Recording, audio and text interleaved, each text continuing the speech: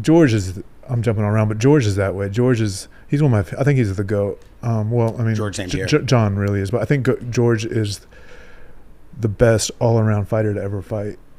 His wrestling is world class. Like I just trained with him up in Canada, and he would take down a Olympic bronze medalist. No way. Oh yeah, he's amazing. And he would tell me this, like he's an athlete, right? Like he would tell you this right now, like he thinks it's a sporting event, and he's an athlete, and I'm gonna be a better athlete. Almost, he would say, like, as if we were running a 100-yard dash, and I'm across the finish line before you. Like he thinks of as a sport, like you can see that in him. Yeah, you can see that in him. He's polished. Yeah, polished, so good. But I like the Nick Diaz. I like Cowboy. I like watching that kind of stuff. We asked him about our fight. Well, just you were were a training bad partner was Rashad, right? Oh well.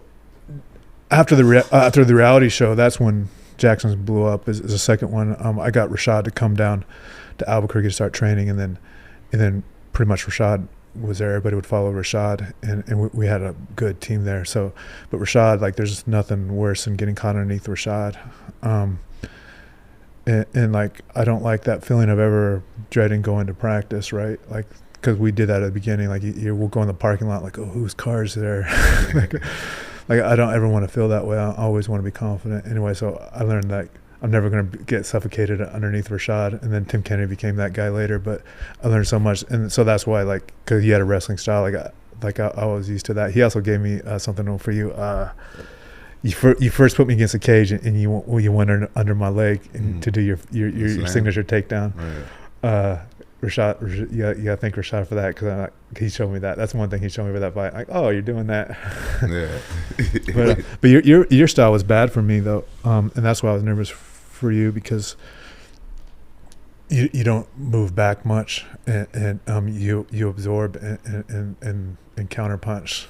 Yeah. Which is really awful for me because I do my shit, and then I pull back. Now I'm eating it. I was really worried about that, and that's what I was trying hard for. But a game plan, like there's a thing. That's a game plan. That's a game plan. Like, what do I do there? I fake a punch, and hopefully you'll react, and then I give a real punch. That's a game plan. That's it. And then adapt after that, right? Yeah. What was your game plan for me? I didn't really have a game plan. I was training with those guys in Wolf Lair, and in the UK. In the UK, I was training with those guys. And at that training camp, I hated training with those guys because I had to go right back to the UK, and I tell them, like, look, man, I'm overtrained.